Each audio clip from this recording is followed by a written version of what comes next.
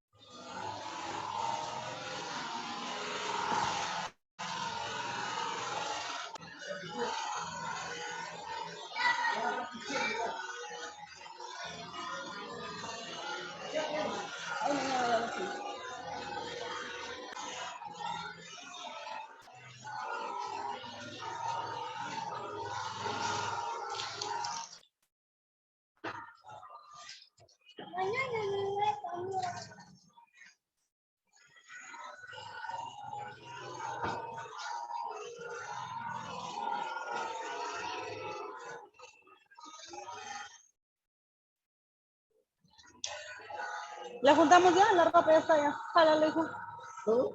Sí, Sus audios, compañeras, por favor, apaguen.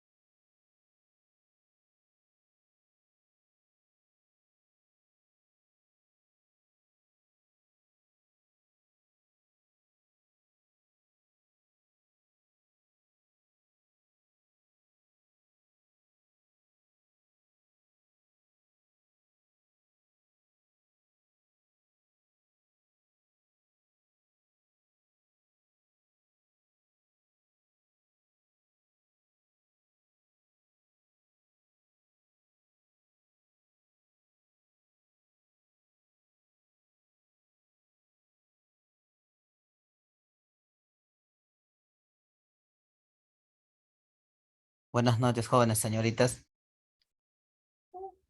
Buenas noches, profesor. Buenas noches, profesor. Buenas noches, profesor. Buenas noches, profesor. Buenas noches, profesor. Buenas noches, profesor.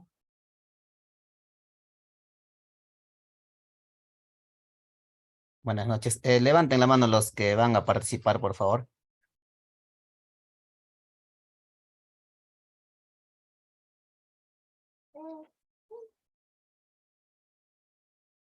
Iniciamos con Flor de María, ¿ya?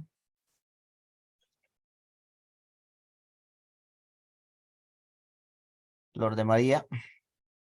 Sí, profesor, buenas noches. Ya. Buenas noches, Flor de María, adelante. Profesor, ¿puedo compartirla mi trabajo? Tengo un Ya, un esquema, rato profesor. voy a dejar de compartir un momento.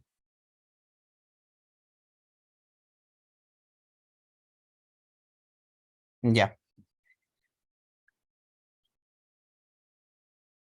El anfitrión inhabilitó la función de compartir, dice. A ver, un momento.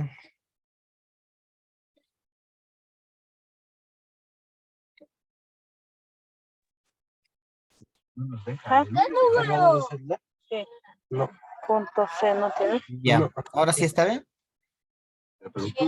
Ya, profesor. Ya, compártelo, ¿no? A ver. El otro, ¿dónde está? Compartir. Ahí se ve, profesor. Sí, ajá. Ya. Profesor, buenas noches, compañeros, buenas noches. He escogido la enfermedad de la diabetes. Si bien es cierto, hay dos tipos de diabetes, el diabetes tipo 1 y diabetes tipo 2. La diabetes tipo 1 es también llamado como diabetes insulino dependiente y la diabetes tipo 2 la no dependiente, ¿no? Las características de la diabetes tipo 1 son, tiene mayor incidencia en los jóvenes y niños, pero también se puede encontrar en las personas mayores. Otra de las características es que los pacientes, su sistema inmunológico, su propio sistema inmunológico destruye las células beta del páncreas. Por ende, hay una deficiente producción total de insulina. Es una enfermedad crónica que no se puede prevenir, tampoco se conocen las causas hasta el momento. La diabetes tipo 2 con frecuencia se encuentra en las personas adultas y mayores, pero también se puede encontrar en niños, generalmente en niños obesos. Los factores que provocan este tipo de diabetes son la obesidad y el sedentarismo. La mayoría de los pacientes producen insulina, pero no en cantidad suficiente. Si bien es cierto, no hay cura, pero en algunos casos se ha visto remitir, ¿no? La enfermedad. Se puede prevenir y en algunos casos también se puede retrasar su aparición con ejercicios y con una buena alimentación saludable. Sin embargo, estas dos enfermedades coinciden en sus complicaciones. Tienen complicaciones de problemas cardíacos, afectando al corazón. Tiene deficiencia, o sea, tiene una deficiencia para el bombeo de la sangre. En las nefropatías ataca a los nervios, principalmente a los miembros inferiores como la pierna y los pies. Por ende, también se afecta, se consigue el pie diabético, que es muy conocido en los diabéticos. Problemas relacionados con la visión, causa ceguera. Trastornos óseos y articulaciones. Complicaciones cutáneas, pueden aparecer heridas que no sanan, problemas del aparato digestivo como puede haber diarreas, disfunción sexual y problemas en los dientes y encías. La farmacoterapia para el tipo 1 como medicamento de primera elección se puede comenzar con antidiabéticos orales, pero por lo general este tipo de diabetes son insulinodependientes ya por vida, ¿no? El control se debe hacer un control de glucosa en sangre a diario para ver cómo va asimilando o cómo va controlando la insulina, ¿no? Porque pues si no se administra adecuadamente, puede haber una hipoglucemia. También se controla la glucosa urinaria y prueba de función renal, ya que en pacientes diabéticos se ve también afectado la función renal como insuficiencia renal, ¿no? Se debe monitorizar la presión arterial y los niveles de colesterol en sangre. Y la insulina debe ser ajustada de acuerdo a su alimentación, es decir, a la ingestión de alimentos. Por ejemplo, si tiene una alimentación, o sea, la alimentación para ellos debe ser hipocalórica, ¿no? Que no tengan muchos carbohidratos, o sea, que con los carbohidratos terminan su digestión en glucosa. De esta manera aumenta la glucosa en sangre. La insulina es una hormona que permite la glucosa de los alimentos pasen a las células del organismo. En el caso de la farmacoterapia de la diabetes tipo 2, se requiere administrar antidiabéticos orales si no responde al plan de ejercicio y dieta. Lo primero que se debe hacer es al paciente indicarle que haga ejercicios y una dieta adecuada. Si con esto no se consigue bajar la glucemia, se debe reiniciar la administración antidiabética oral. También, igual que en primer caso, se debe monitorizar la presión arterial y los niveles de colesterol en sangre. Hay muchos medicamentos antidiabéticos, pero en mi caso he elegido la metformina porque es un medicamento esencial y se puede conseguir con facilidad, ¿no? Entre estos también podemos encontrar como Fortamen, Lumexa o Glucofage, ¿no? Como nombres comerciales. Su acción de la metformina limita la capacidad del hígado para liberar glucosa, mejora la sensibilidad de las células a la insulina.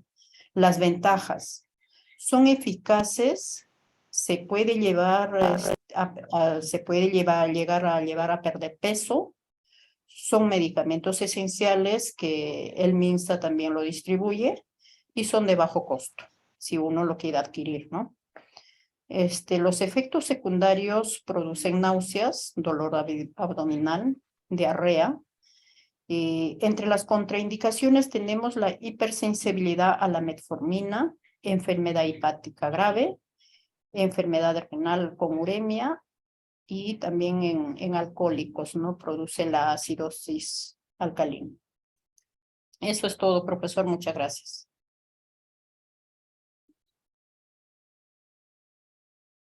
Ya, ok.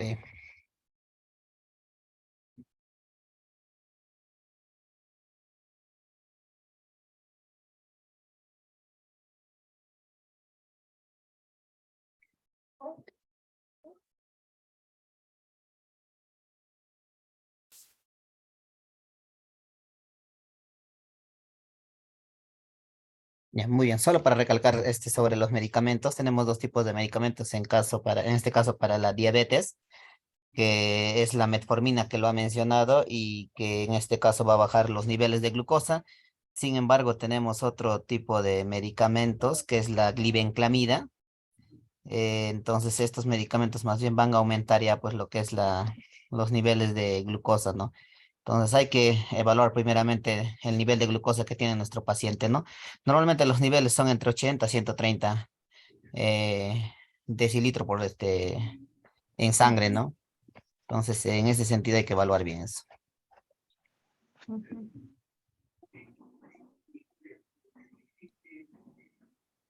Siguiente, Cancho Guamaní. Profesor, pues, buenas noches. Buenas noches, adelante. Profesor, yo voy a hablar de la infección de la garganta. La infección de la garganta, pues es un dolor de garganta que puede comenzar con fiebre, enrojecimiento y inflamación, a veces con manchas blancas o placa del pus puede ser, y también puede ser puntitas rojos del paladar y inflamación de en galines infantiles en el cuello, profesor.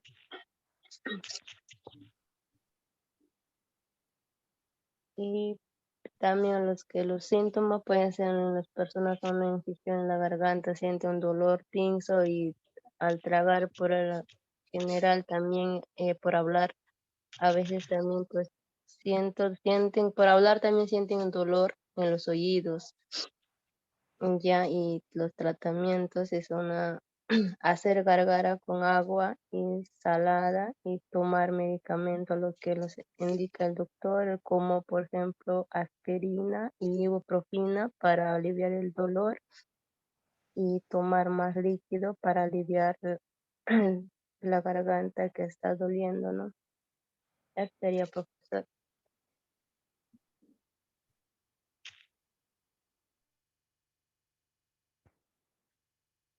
Ya, ok, gracias. Lisette Karina, Profesor presente, buenas noches. buenas noches. Profesor, buenas noches, compañeros. Yo voy a exponer de la enfermedad del asma. El, el asma es una enfermedad que afecta a los pulmones y es una de las enfermedades de duración prolongada. Más comunes se pasan en los niños aunque los adultos también pueden padecerla. El asma causa sibilancia, dificultad para respirar, opresión en el pecho y tos durante de la noche y temprano por la mañana. Y el asma también es una enfermedad caracterizada por el estrechamiento de las vías respiratorias. Por lo general, reversible es respuesta a ciertos estímulos. Los síntomas más frecuentes son tos, sibilancia, ahogado que aparece en el pecho y un desencadenante específica. ¿Qué es lo que podemos tomar para el asma? Que son antibióticos como Albuterol, Ventolin, Livalpoterol, Mitaproterenol, Terbutalina. Yo escogí el antibiótico Terbutalina. La presentación del Terbutalina viene en tabletas. Se toma por vía oral. Por lo general, las tabletas se debe tomar 3 veces al día, una vez cada 6 horas. Y seguir atentamente las instrucciones de los medicamentos recetados. Y menores de 12 años debe iniciar con 0.05 mg por kilogramo, dosis por 3 veces al día. De 12 a 15 años debe iniciar con 2.5 mg.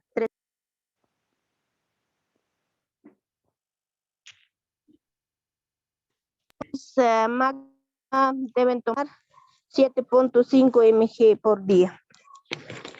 Y no debe utilizar este medicamento o los pacientes con cardiopatía, pacientes hipertensos, restricciones de uso durante el embarazo y la lactancia. Muchas gracias, es todo, profesor. Bien, solo para recalcar ya, los medicamentos que has mencionado para el asma no son antibióticos, son broncodilatadores. Y hay un fármaco que se utiliza bastante, sino que lo has mencionado en su forma de marca, que es el Ventolin, que contiene salbutamol. Entonces, normalmente un tratamiento común para pacientes con asma se utiliza este salbutamol como broncodilatador. Dilata los bronquios, ¿no? Porque están inflamados en este caso. Entonces, no son antibióticos, ¿ya? Hay que tener en cuenta. Liliana Illesca. Buenas noches, profesor. Buenas noches, compañeras. Hoy les voy a hablar sobre la neumonía. La neumonía es causada por pequeños gérmenes como bacterias, virus y hongos, que puede provocar que los sacos de aire de los pulmones se llenen de fluido y pus. La infección puede ser mortal para cualquier persona, pero en especial para los bebés, para los niños pequeños y para los adultos mayores de 65 años. La neumonía se transmite vía aérea, ¿no? Por tos o estornudos. Los síntomas son como tos con flema o pus, fiebre, escalofríos y dificultad para respirar. Según esos síntomas puedes identificar que una persona tiene neumonía. Y el tratamiento para la neumonía son antibióticos, los medicamentos como para la tos, antifebriles, analgésicos.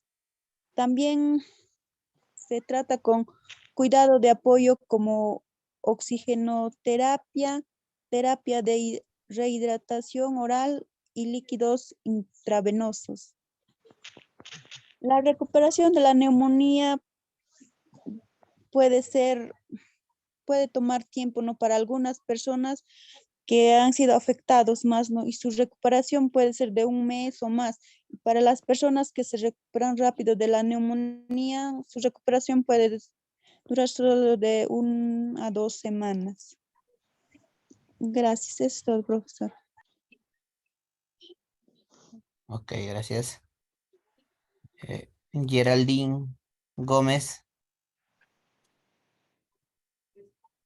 Presente, profesor. Buenas noches, adelante. Buenas noches, profesor. Ya, yo voy a hablar sobre la mastitis. Nos dice que la mastitis es una inflamación del seno que generalmente es causada por una infección. Las causas puede ser por una obstrucción del conducto o una bacteria que ingresa al seno. Esto generalmente ocurre dentro de los 3 primeros meses de amamantamiento. Los síntomas que va a presentar la paciente: escalofríos, inflamación y dolor en los senos. El diagnóstico que puede realizar el médico va a ser mediante un examen físico del seno. El tratamiento que recibe puede ser va a ser en antibióticos y analgésicos. En antibióticos, por lo general dice que se puede dar de 10 días. Por ejemplo, la ceftriaxona en ampollas, 2 gramos cada 24 por 7 a 10 días. Y para el dolor o antiinflamatorio, que puede ser el ibuprofeno de 400 cada 8 horas. Eso sería todo, profesor. Ok, gracias. Yarina.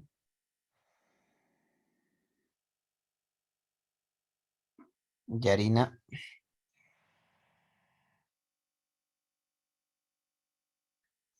Está Yarina. Profesor, disculpe. Hola, Buenas Yarina, noches, adelante. compañeros. Profesor, hoy día voy a hablar de la bronconeumonía. La bronconeumonía es una categoría de las infecciones pulmonares. Ocurren cuando los virus, bacterias u hongos causan inflamación e infección en los alvéolos. Son diminutos sacos de vellos en los pulmones. La bronconeumonía es un tipo de neumonía que causa inflamación en los alvéolos. Alguien con bronconeumonía puede tener problemas para respirar debido a las vías respiratorias están contraídas. Debido a la inflamación, es posible que sus pulmones no obtengan suficiente aire. Los síntomas de la bronconeumonía pueden ser leves o graves. Los síntomas son similares a los de la gripe, que pueden convertirse en los más graves al transcurrir unos pocos días. Los síntomas incluyen fiebre, tos con moco, dificultad para respirar, dolor de pecho, respiración acelerada, sudoración, escalofríos, dolor de cabeza, dolores musculares.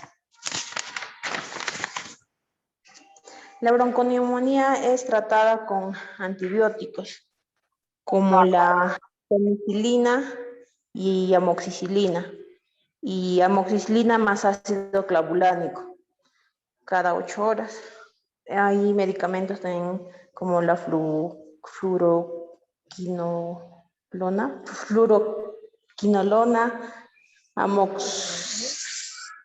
levofloxacina, betalactámicos o macrólidos. Gracias, profesor, eso sería todo. Ok, muy bien. Entonces, vamos a iniciar con lo que son las clases, ¿ya? Profesor, buenas noches. Buenas noches, sí. Profesor, el internet se va de mí y he corrido al pueblo, me he prestado para que me compartan su celular por Movistar y voy a hacer mi trabajo, voy a exponer mi trabajo, profesor, por favor. Ya, ok, adelante. Ya, profesor. Profesor, buenas noches y compañeros. Yo había investigado sobre la enfermedad tuberculosis. La tuberculosis es una enfermedad infecciosa, también que es contagiosa, que afecta principalmente a los pulmones, también a otros órganos. La tuberculosis se detecta realizando exámenes por medio de baciloscopia, cultivo prueba molecular. La tuberculosis se cura tomando el tratamiento completo que dura 6 meses a más o a 9 meses bajo su supervisión del personal de salud. Síntomas de la tuberculosis son tos con expectoración por 15 días a más, cansancio y decaimiento, fiebre y sudoración por la noche, falta de apetito, pérdida de peso, dificultad para respirar o dolores de pecho. La tuberculosis se transmite a través de gotitas de saliva que desprenden las personas enfermas o cuando tosen o estornudan y no se tapan la boca. Si alguno ya tienen estos síntomas, es bueno acudir al cuanto más antes al más cercano al establecimiento de centro de salud para que le hagan sus exámenes de flema, que es totalmente gratuita en establecimientos de salud. Recomendaciones cuando una persona ya tiene la tuberculosis: alimentarse sanamente, evitar el consumo de bebidas alcohólicas y el tabaco, mantener las ventanas y puertas abiertas. Podemos prevenirnos de la tuberculosis vacunando a los recién nacidos con la BCG, que significa bacilo de Calmette Guerin, que es una vacuna para la enfermedad de tuberculosis. También tapándose la boca al toser o estornudar. También identificando y dando seguimiento a las personas con esa enfermedad de la tuberculosis. Si el diagnóstico de la enfermedad se realiza a tiempo, en una etapa temprana, la curación es exitosa.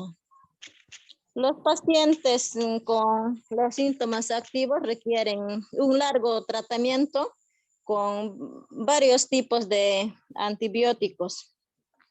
Las dosis fijas combinadas que tienen igual efectividad toman 4 tabletas en lugar de 11 fármacos para lograr vencer la enfermedad. Eso sería todo, profesor. Gracias. Ya, ok, gracias.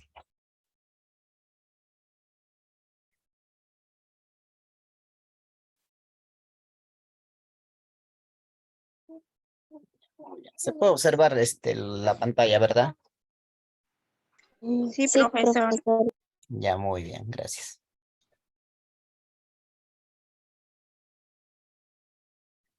Muy bien. Bien, ahora vamos a tocar alternativas sobre lo que son los AINES, ¿ya? No estás... Entonces,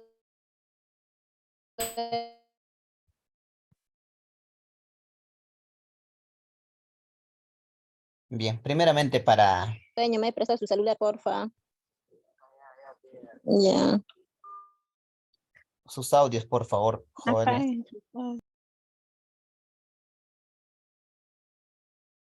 Ya.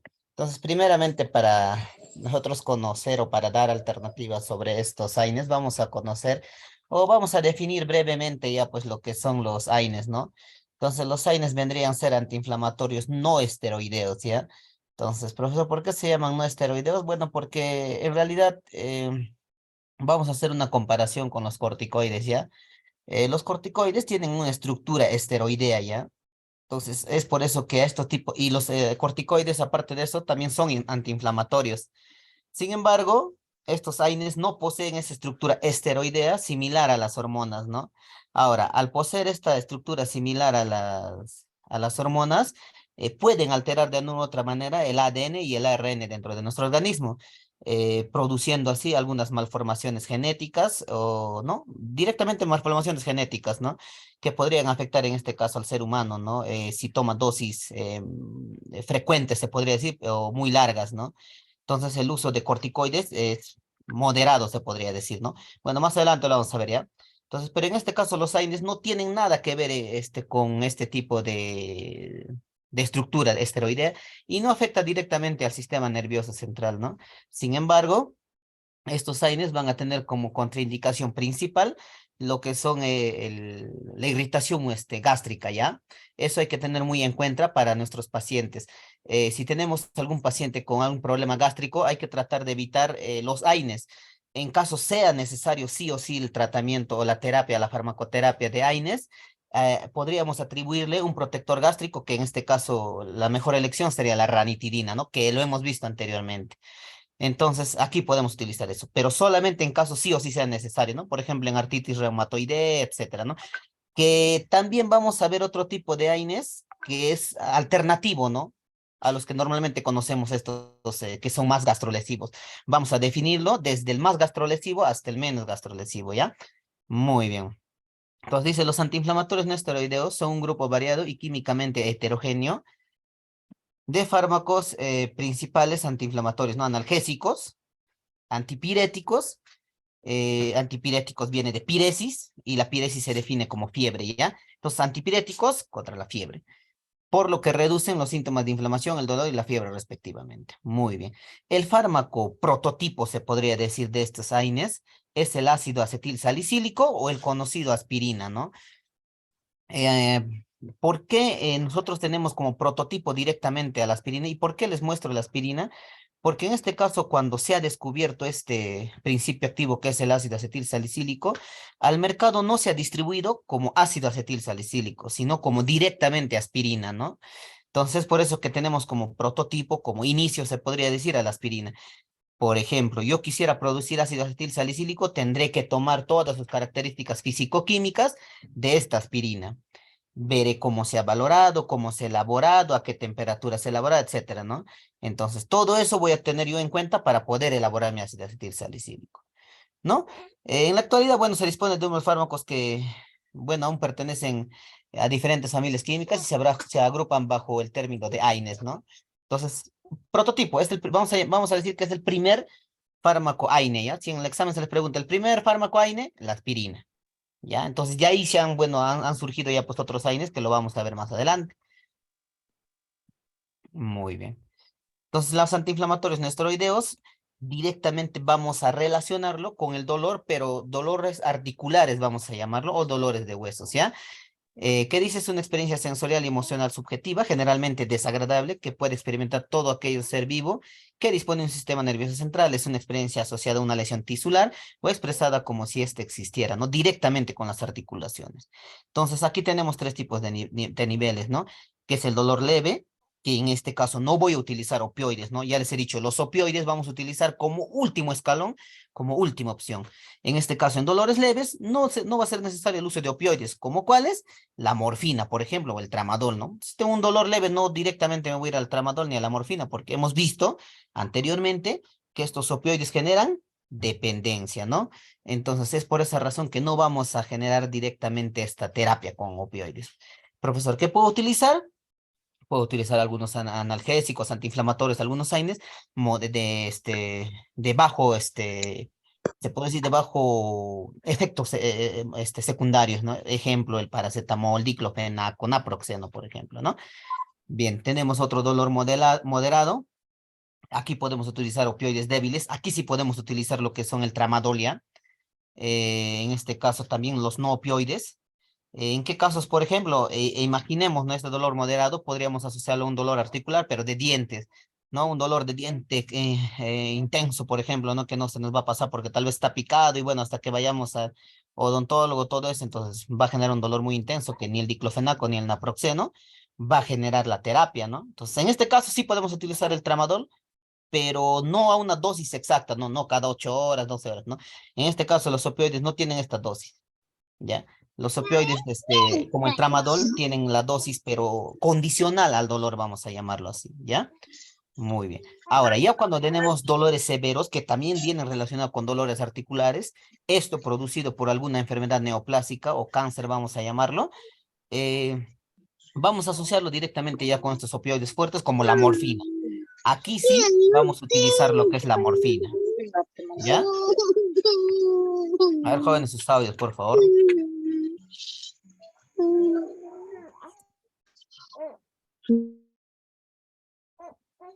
Sus audios, por favor, tengan mucho cuidado. Y entonces, en este caso, vamos a utilizar como última opción lo que es la morfina en dolores severos, ¿ya? Muy bien.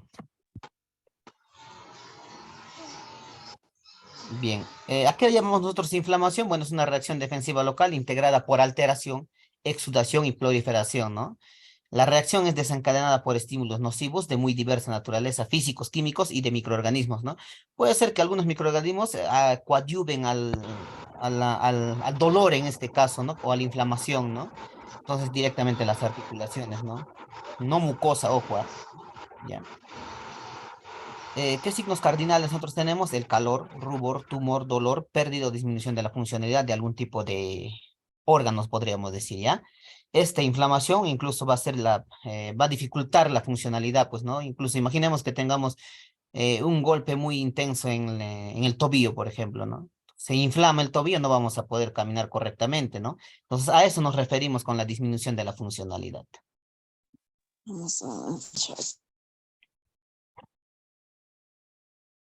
Muy bien, entonces fiebre vamos a llamar a la elevación de la temperatura por encima de los valores normales, ¿no? Que sería entre 36,5 y 37,5 grados centígrados, ¿no? Es un mecanismo que actúa como respuesta adaptiva, ayudando al cuerpo a combatir los organismos que causan enfermedades y surgen respuestas llamadas pirógenos, ¿no? Pirógenos o piresis, también podemos llamarlo es válido para este término de fiebre, ¿ya? Entonces, por eso vamos a encontrar antipiréticos, ¿no? Etcétera, que se derivan de bacterias o virus. Ojo, aquí lo está mencionando, pueden derivar de bacterias o virus. No toda fiebre, jóvenes señoritas, tiene que ser controlado, se podría decir, ¿ya? En este caso, porque esta fiebre, como lo menciona acá, tiene que ver con un tipo de bacteria o virus en su mayoría de sus casos, ¿no? No en todos, sino en su mayoría. Por ejemplo, si yo tengo una infección a nivel respiratorio, voy a generar fiebre en sí, pues. Entonces, si yo utilizo, por ejemplo, antipiréticos, todo eso, va a bajar la fiebre, sin embargo, no estoy actuando directamente en el punto, ¿no? Entonces, yo tengo que tomar algún tipo de antibióticos, expectorantes, etcétera, para que me baje esta infección respiratoria.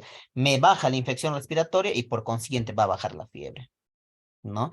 Entonces hay que analizar bien cuál es el punto del dolor de esta fiebre, ¿no? Porque la fiebre también es una reacción inmunológica, se podría decir, de nuestro propio organismo, ¿no? Nuestro organismo, en otras palabras, nos está alertando, ¿no? Nos está diciendo, sabes que tienes alguna infección por bacterias o virus, ¿no? Nos está alertando. Entonces hay que llegar al punto. Ahora, si la fiebre se viene por X motivos, no hemos visto, no hay bacterias, no hay virus, no hay ninguna infección, entonces podemos controlar ya pues de maneras más rápidas con algunos antipiréticos que lo vamos a ver, como es el metamizol, por ejemplo, ¿no? Que más adelante lo vamos a ver. ¿Ya? Muy bien. Entonces hay que analizar bien ese tema de la fiebre, ¿ya? Muy bien. Principales grupos de AINES que nosotros tenemos, bueno, en este caso los acéticos se llama así. Tenemos a los fenilacéticos, que en este caso está el diclofenaco, o sea, es un grupo, ¿ya? El fenilacético es un grupo, ¿ya? Que en este caso pertenece al diclofenaco, ¿no? Tenemos al indolacético, que es la indometacina, que en este caso vamos a resaltar a la indometacina porque es un fármaco que causa más gastrolesión que a diferencia de los demás AINES, ¿ya? En nuestro petitorio está, sí está. Profesor, ¿por qué no lo quitan? Porque justamente el precio es más cómodo, se podría decir, ¿no? Sin embargo, no evaluamos este tema de reacciones adversas, ¿no? Entonces, tampoco el Estado lo evalúa, sino como les mencionaba, haciendo un paréntesis, el Estado solamente evalúa costos, ¿no? Entonces, si esto me cuesta más barato, entonces lo voy a adquirir, ¿no? Entonces, como les digo, ahí tenemos al indolacético, que no es muy usado ya, jóvenes. Hoy en día se está descontinuando también, ¿no? Entonces, no es muy usado. En pirroles acéticos tenemos al ketorolaco, al conocido ketorolaco. De los antranílicos tenemos al ácido mefenámico, que tampoco se utiliza mucho. En los enólicos tenemos a los oxicams, que también son llamados piroxicams o meloxicam, ¿no? Estos medicamentos, ¿no? Que es una alternativa mucho mejor a los AINES que nosotros vamos a encontrar gastrolesivos, ¿no? Diclofenaco, indometacina, naproxeno, ¿no? El piroxicam y el meloxicam generan mayores o mejores efectos en dolores articulares. Profesor, está en el petitorio, no está jóvenes, porque este meloxicam y este piroxicam tienen un costo muy elevado. Entonces ya les he dicho, no hacemos una comparación y vemos, ¿no? ¿Y por qué no, introducen estos medicamentos en el petitorio, ¿no? Entonces justamente por el costo. Pero eso no quiere decir que no se puede vender en alguna oficina farmacéutica, ¿ah? Entonces sí, en las droguerías también lo venden, ¿no? Entonces yo lo puedo adquirir normalmente, ¿no? Entonces ahí el tema de las alternativas que nosotros podemos dar, ¿ya? Entonces poco a poco vamos a ir desglosando todos estos grupos, ¿ya? Bien, en las pirazolidionas tenemos a la fenilbutazona, tampoco poco usado. En las pirazolonas ya tenemos al conocido metamisol como antipirético. A los de nicotínicos tenemos a la clonixina, que no es muy común, igual. A los propiónicos tenemos al ibuprofeno, al naproxeno, que sí lo conocemos comunes, si están en nuestro petitorio. Entre los salicílicos al ácido acetilsalicílico, también lo conocemos. Y a los no ácidos tenemos a los paraminoles, en este caso al paracetamol, de ahí deriva su nombre, ¿no? Paracetamol, paraminol, entonces paracetamol, ¿no? Muy bien. También tenemos a los inhibidores COX-2, en este caso tenemos a los etoricoxib, celecoxib, parecoxib. Estos COX también jóvenes generan una mayor, se podría decir, efectividad frente a estos fármacos que les he mencionado gastrolesivos, ¿no? Diclofenaco, naproxeno, ibuprofeno, ¿no? Mayormente, incluso indometacina pondríamos en el primer puesto, se podría decir, en causar gastrolesión, ¿no? Ahí viene el diclofenaco, naproxeno, ibuprofeno, ¿no? Entonces, estos producen gastrolesión, ¿no? Es lógico que tal vez en adultos mayores hay que utilizar poco este tipo de fármacos porque pueden causar irritación en su mucosa, ¿no? Porque está sensibilizado ya, pues, ¿no? Por la edad. Sin embargo, tenemos opciones acá, ¿no? Como el meloxicam y en los COX también, ¿no? Tenemos al etoricoxib, celecoxib, parecoxib, que generan mayores efectos en dolores articulares. Muy bien. De esta manera es como funciona el mecanismo de acción de los antiinflamatorios, ¿no? Dentro de nuestra membrana celular encontramos fosfolípidos, un montón de enzimas ya jóvenes, proteínas que se van a adherir y que van a funcionar como receptores en este caso de los medicamentos, de algunas sensaciones, etcétera, ¿ya? Y cada uno está direccionado a un tipo de proteínas o enzimas, ¿ya? En este caso, de los AINES, vamos a encontrar los fosfolípidos, ¿ya? Esto se produce, después de que se una a los fosfolípidos de la membrana, se va a producir el ácido araquidónico, ¿ya? Este ácido araquidónico es lo que recién, al producirse un golpe, no sé, ¿no? Una caída, por ejemplo, vamos a producir dos tipos de ciclooxigenasas, ya COX, ciclooxigenasas, COX-1 y COX-2, ¿ya? ¿Qué significa COX? Ciclooxigenasa, no se olviden, ¿ya? Muy bien. A ver, ¿qué significa COX? Ciclooxigenasa, No se olviden, ciclooxigenasa, no se olviden, ciclooxigenasa 1 y ciclooxigenasa 2, dependiendo a qué punto nosotros hemos generado el dolor. Imaginemos, he tomado bastantes AINES, ¿ya? Y por ahí me ha generado irritación en el estómago, tiene que ver con el COX-1. ¿Por qué? Porque en el COX-1 nos menciona estómago, intestino, riñón, plaquetas, ¿ya? En el COX-2 tenemos inflamaciones, dolores, fiebre, proliferación celular, riñón, sistema nervioso central. Ahí tenemos, ¿no? El punto. Entonces, vamos a direccionar. ¿Dónde actúan en este caso los AINES? Justamente después del ácido araquidónico. ¿Para qué? Para que no se produzca COX-1 ni COX-2, ¿no? Eso es en realidad lo que quiere evitar nuestros AINES, ¿ya? En nuestro cuerpo no se debería producir COX-1 ni COX-2, ¿ya? Para que genere el dolor, ¿no? Entonces, los AINES actúan ahí, ¿no? Cortando esa unión, se podría decir, ¿no? ¿Ya? Muy bien. Entonces, de manera breve sobre lo que es el mecanismo de acción de los AINES.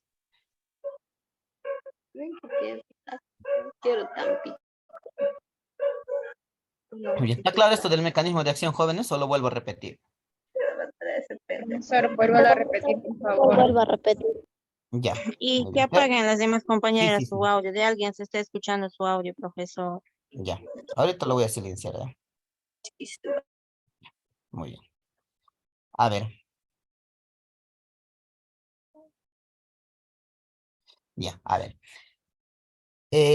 Dentro de nuestra célula, nosotros tenemos tiene una pared celular, ¿no? En esa pared celular, joven señoritas, existe un montón de proteínas, enzimas, ¿no? ¿Y para qué sirven esas proteínas, esas enzimas? Justamente para que algún fármaco, alguna, otra enzima que esté fuera de la célula se pueda unir, ¿no? A estas proteínas enzimas y funcione como un canal de paso, ¿no? Es como un carrito, ¿no? Yo quiero irme, por ejemplo, a Lima, quiero irme a Huancayo, entonces tengo que agarrarse un carro, ¿no? Sé de dónde sale un terminal, de dónde tengo que comprar pasaje C, ¿no? Entonces, justamente, igual, ¿no? Los fármacos se unen directamente a estas proteínas, saben a qué proteínas unirse, ¿no? Entonces, una vez que se unen estas proteínas, en el caso de los AINES, se llaman fosfolípidos, ¿ya? Una vez que se unan estos fosfolípidos de la membrana, producen lo que es el ácido araquidónico. Es algo normal hasta que se produzca el ácido araquidónico porque funciona también como proteína dentro de nuestra célula. Ahora, ¿qué es lo que no es normal cuando nosotros generamos un golpe, una lesión, por ejemplo, en nuestros huesos, articulaciones? Se produce lo que es la COX-1 y la COX-2, ¿no? Imaginemos que no hemos tomado ningún medicamento para el dolor, para la inflamación. Automáticamente nuestro cerebro, nuestro sistema nervioso central, va a hacer que nuestro ácido araquidónico produzca COX-1 y COX-2, ¿no? ¿Qué significaba COX? Ciclooxigenasa. Ciclo oxigenasa. Sí. Ya, ciclooxigenasa, no se olviden, ¿ya? Entonces, automáticamente nos envía, ¿no? Es por eso que nosotros sentimos dolor, pues, ¿no? Imaginemos, estamos jugando fútbol, nos tiran o nos meten un patadazo, por ejemplo, en la pierna, ¿no? Vamos a sentir automáticamente dolor, ¿no? No es que después de 5 o 10 minutos recién, ¿no? Es lógico que poco a poco, a medida que va pasando el tiempo, va a generar más dolor incluso, ¿no? O más intenso, ¿no? Obviamente porque se está produciendo mayor cantidad de ciclooxigenasa, ¿no? Mayor cantidad de fosfolípidos, por ejemplo, ¿no? Entonces se va a producir más, es por eso que va a aumentar el dolor. Sin embargo, si yo voy a tener un tratamiento con antiinflamatorios, específicamente AINES, va a cortar entre el ácido araquidónico y los COX, ¿ya? Ahí va a actuar, va a cortar, va a producir una barrera para que se evite, ¿no? Profesor, pero yo he tomado antiinflamatorios, e igual sigo sintiendo dolor. Es porque la cantidad es poco a poco se está regulando, ¿no? Para que desaparezca esa COX, porque ya se ha producido ya, pues en este caso, ¿no? Ahora, por ejemplo, si sabríamos que vamos a tener algún golpe, alguna caída, tomaríamos AINES antes, bueno, genial, ¿no? No sentiríamos dolor, ¿no? Pero nosotros no sabemos en realidad, pues, ¿no? En qué momento vamos a tener un golpe, ¿no? Entonces, en ese sentido van a actuar los AINES, ¿no? Ahora, dentro de la ciclooxigenasa 1, la inflamación que tiene que ver producida en el estómago, intestino, riñón, plaquetas, ¿no? Nuestro COX-2 tiene que ver con la inflamación, dolor, fiebre, proliferación celular, riñón, sistema nervioso central. ¿Ya? Muy bien. Entonces, esas dos diferencias hay que notarle. ¿Dónde se produce, por ejemplo, inflamación o quién produce la inflamación en el estómago? La COX-1. ¿Quién produce fiebre? COX-2. COX-2. ¿Quién produce dolor? COX-2. ¿Ya? Entonces, eso, ¿ya? Muy bien. Y aquí, directamente en la COX-2, que es lo que generalmente se produce, ¿no? Vamos a utilizar, les he puesto acá como alternativa el Celecoxib y el Etoricoxib, ¿no?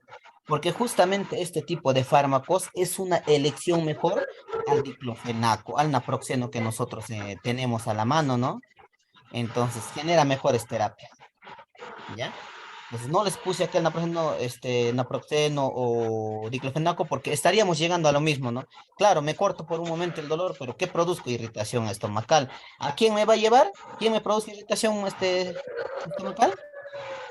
Gastritis, ¿Qué profesor. cosa? ¿Qué cox? Ciclooxigenasa COX-1, muy 1. bien. COX-1, entonces de nada sirve, ¿no? Corto el COX-2, pero me va a llevar a COX-1 de nuevo.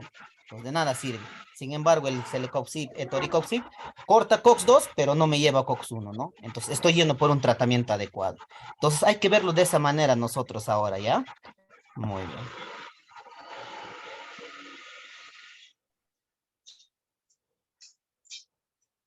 Ya, tengan cuidado con sus audios, por favor.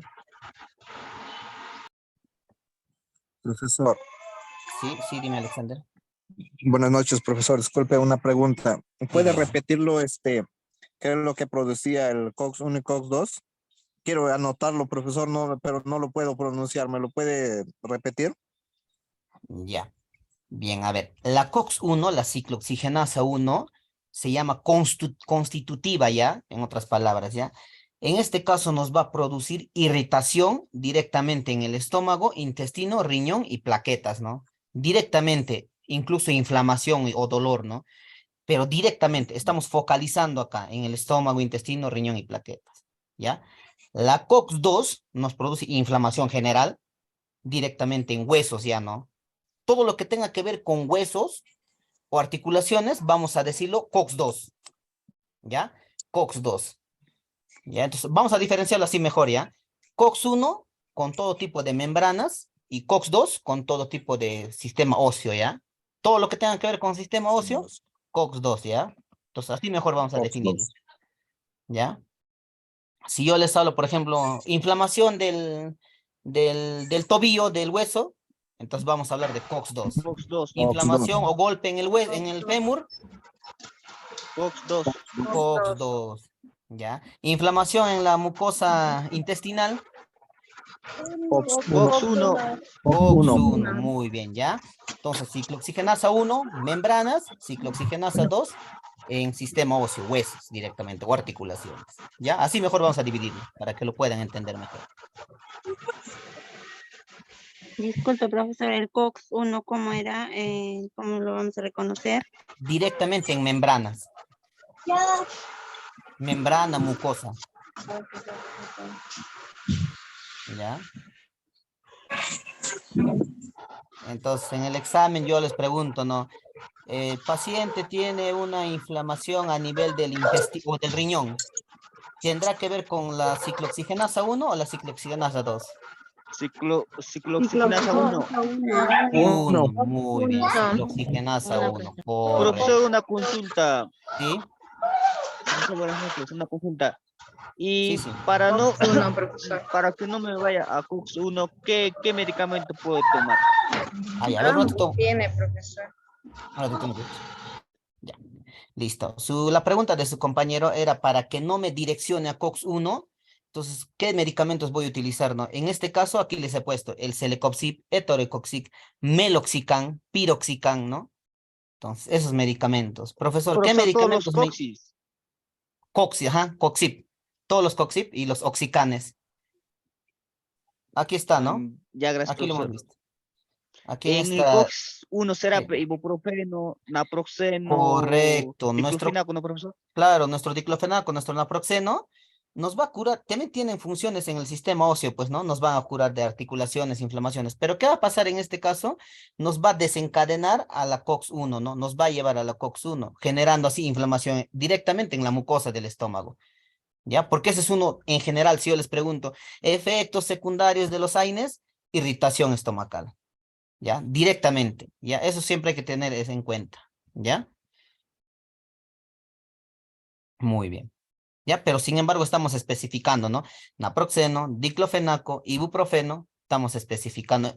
Y peor aún, la indometacina, ¿no? Eso es peor todavía, ¿no? Es el gastrolesivo peor todavía se podría decir, ¿no? ¿Ya? Muy bien. Ya, pero ojo que también, pero profesor, entonces, ¿para qué existe el diclofenaco, naproxeno, no? Ojo que también eso no quiere decir que no se puede utilizar como terapia, bueno. O sea, puede ser, por ejemplo, que nuestro paciente esté correctamente con sus o tratamientos adecuados, tiene una dosis adecuada, por ejemplo, una semana, está excelente, perfecto. No me va a producir irritación estomacal. Ojo que no porque me tome una pastillita de naproxeno y ya me va a desencadenar COX-1, ¿ah? Eso no quiero decir eso, sino que la dosis excesiva nos va a llevar a COX-1 ya directamente. ¿no? Pero ojo que en niños pediátricos, por ejemplo, 5, 6, hasta los 10 años, y adultos mayores a partir de los 50 años, su mucosa estomacal aún está bueno, en caso de pediátricos está en desarrollo y en caso de adultos mayores, bueno, se está desencadenando ya, pues no está generando sensibilidad. Entonces, en ese tipo de pacientes voy a tener que utilizar sí o sí otro tipo de alternativas, ¿no? En el caso de pediátricos, directamente me puedo ir a jarabes, que no me va a producir también irritación en la mucosa. Pero en el caso de adultos, puedo reemplazar esa terapia de naproxeno diclofenaco con los COX y con los oxicanes. ¿Ya? ¿Correcto? Profesor, y si yo le Sí. daría los AINES, ibuprofeno, naproxeno, así, con tratamiento larga, ahí le puede acompañar un omeprazol o ranitidina, ¿no? Para proteger el estómago.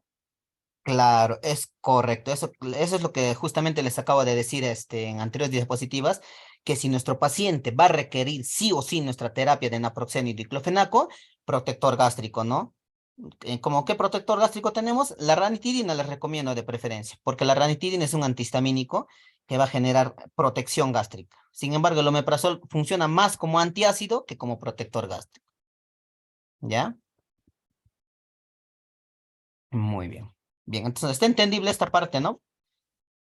Sí, profesor, está Ya. O algo no se entendió, normal. Menciónemelo para volver a repetirlo.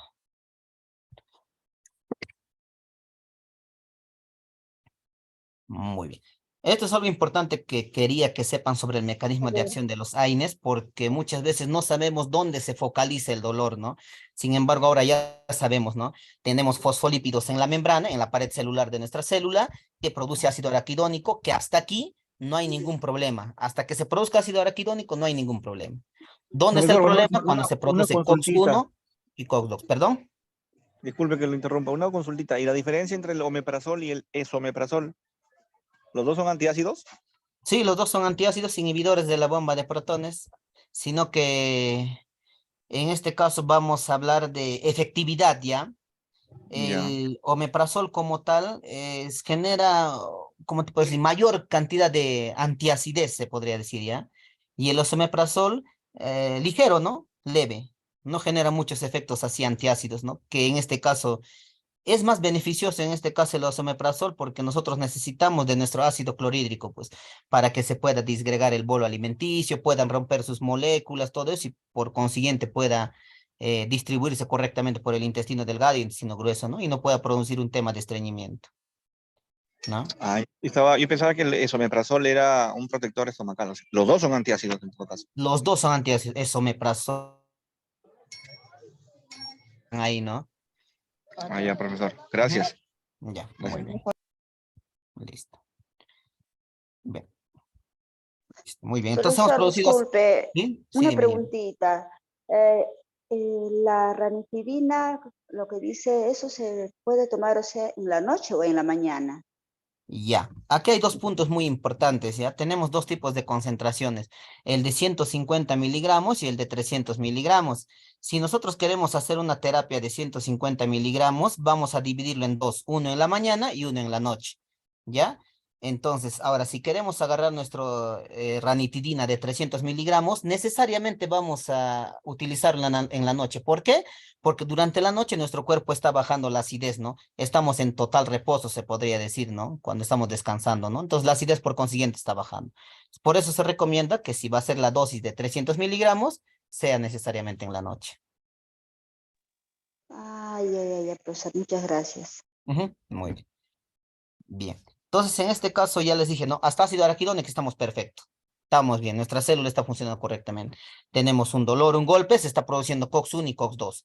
Sabemos, ¿no? En qué está focalizado. COX-1 directamente membranas, estómago, intestino, riñón, plaquetas. COX-2 directamente con sistema óseo, sistema de nuestros huesos o articulaciones, se podría decir, ¿no? Dolor, inflamación de nuestra rodilla, por ejemplo, ¿no? Entonces, ¿dónde encontramos acá? ¿COX-1 o COX-2? COX-2. COX-2, muy bien, porque estamos, la rodilla es en un hueso. Entonces, correcto, COX-2 está produciendo inflamación. Muy bien. Muy bien, muy bien. Ahora, antes de pasar a estas terapias, a estas acciones farmacológicas, Los AINES, entonces, viendo toda esta terapia, todo esto, ¿los AINES serán antagonistas o agonistas? Agonistas. Antagonistas. Agonistas. Agonistas. Muy bien, agonistas. ¿Por qué? Porque nos van a aliviar el dolor o en el mejor de los casos nos van a curar el dolor. Aquí no estamos bloqueando sensaciones de dolor. Ojo, no estamos bloqueando porque cuando nosotros bloqueamos puede volver el dolor, ¿no? Pero en este caso curamos incluso, ¿no? Te estamos utilizando, por ejemplo, diclofenaco, estamos tomando para un golpe que hemos tenido, va a ir bajando en la inflamación, ¿no? Poco a poco va a ir bajando la inflamación y vamos a curarnos. Entonces, en ese sentido, estamos hablando de agonistas, ¿ya? Los AINES son agonistas. Ojo, estamos definiendo AINES agonistas. ¿Y los anestésicos qué eran? Antagonistas, profesor. Antagonistas. ¿Los opioides? También, profesor. Antagonistas también, Muy profesor. bien, antagonistas, correcto. Entonces, estamos entendiendo bien la idea, ¿ya, jóvenes señoritas? Muy bien.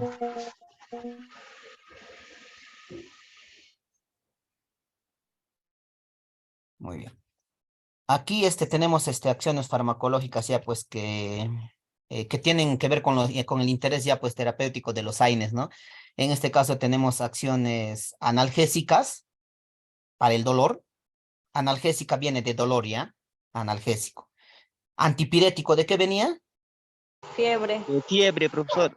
Ya, de fiebre, o piresis, ¿no? Piresis. Pirético, ¿por qué? Porque viene de piresis, y la piresis se define como fiebre. Muy bien. Antiinflamatoria viene de inflamación. Antiagregante plaquetario, ¿de qué viene? De plaquetas, profesor. ¿Plaquetas? Aquí llamamos antiagregante plaquetario. Hay que conocer bien estos términos, ¿ah? De la trombosis. ¿Cómo? Antitrombosis.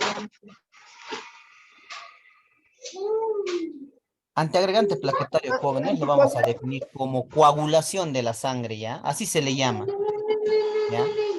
Coagulación de la sangre o trombosis también se le llama en otras palabras, ¿no? Dentro de este antiagregante plaquetario tenemos al conocido aspirina, ¿no? ¿Ya? Listo. Y también tenemos otra acción que es uricosiuria, ¿no? Que produce ácido úrico, en otras palabras, ¿no? Que principalmente se viene desencadenando en los riñones, ¿ya? Al tener una mala filtración glomerular, se podría decir, nuestro riñón está produciendo mayor cantidad de ácido úrico, que es, en este caso, malicioso, se podría decir, para nuestra salud, ¿no? Desbeneficioso para nuestra salud, y por ahí puede producir esta enfermedad que se conoce como la gota, ¿no? Entonces, la gota pues, focaliza sus cristales de urea directamente en las terminaciones de los dedos, ¿no? Por eso que un pequeño dolor ya duele, ¿no? ¿Ya? Muy bien. En estos casos, utilizamos la indometacina, ¿no? Normalmente, si nosotros vamos con dolor de gota, por ejemplo, al hospital, a la salud, nos van a dar indometacina como antiinflamatorio para nuestra gota, ¿no? ¿Ya? Entonces, por eso es que hablamos de uricosiuria, ¿ya? Mayor producción de urea en este caso. Bien, aquí tenemos algunos efectos adversos que ya les había mencionado, que es un tema gastrointestinal, algún daño al útero, irritación al útero, algún daño hematológico, hipersensibilidad también a lo que es el fármaco, plaquetas también, como antiagregante plaquetario, puede coagularse nuestras plaquetas, daño en el sistema nervioso central y renal también, ¿no? Al no haber filtración, en este caso, correcto de nuestros líquidos, ¿no? Que normalmente se debería producir en una orina, ¿no? ¿Ya? Entonces, aquí está grande lo que es el tema gastrointestinal porque es el principal, ¿ya? Cuando yo les pregunto principal, les vuelvo a repetir, ¿no? Cuando les pregunto principal efecto o adverso de los AINES, es el efecto gastrointestinal. Irritación gastrointestinal, vamos a llamarlo. ¿Ya? Muy bien. Bien, jóvenes señoritas. ¿Hasta ahí alguna consulta? ¿Alguna duda que tengan hasta ahí? ¿Preguntas? No, profesor. Ya. Todo está claro, ¿no? Pregunten, normal, no hay problema. Profesor, una consulta. Sí, dime. La gota también se puede tratar con la dexametasona, que es antiinflamatorio. Sí, también, pero hay otros medicamentos que no son AINES, como el alopurinol, por ejemplo, que generan mejores efectos, ¿no? Sin embargo, en este caso, primeramente se quiere desinflamar esta parte focalizada, ¿no? De la inflamación. Pero luego podemos tratarlo con alopurinol, por ejemplo, ¿no? Que es un fármaco ya, pues, incluso opioide, podemos decirlo, ¿no? ¿Ya? Ya, profesor, Ya, gracias. muy bien. ¿Alguna otra duda, jóvenes?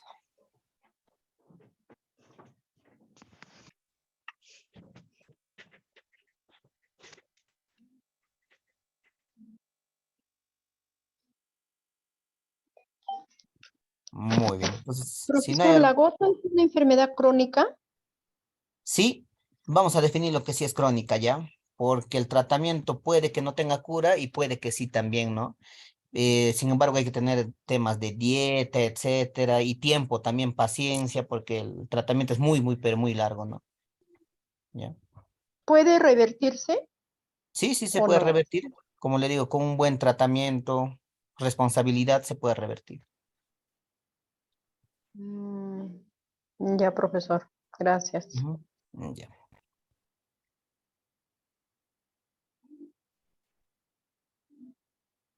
Listo. Bien, si no hay más dudas, entonces nos vemos el día sábado ya, jóvenes. Que tengan muy buenas noches. Repasen, por favor, sus diapositivas. Los voy a pasar ahora. Vayan repasando.